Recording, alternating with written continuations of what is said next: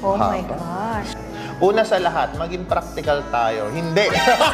Hindi pwedeng mahal nyo lang isa't isa. Although, in a different perspective, love may be enough kasi it always ends up doon sa factor na yon. Are you willing to do everything for that person because you love her or Yun you yung love sasabihin him? ko rin. Everything must follow. If you love your wife, you must know that you must be a good provider. Kung hindi mo nagagawa yung partner, then you don't love your partner enough. Hindi pwedeng, love mo siya. Paano mo nasabing love mo siya? Let's take it this way. Yung love is yung circle.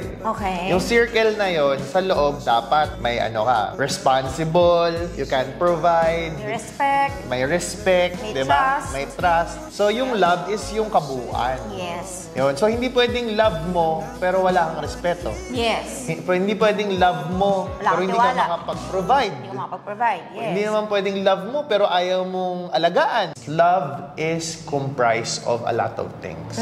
So, love is enough if your love, hindi man complete, but you're trying to do it as a whole. Yes. Hindi yung parang part lang of it. Or sasabihin mo, love mo, pero you're not doing the ingredients of love. Correct. We try to do our best to complete the ingredients of love. True. Diba?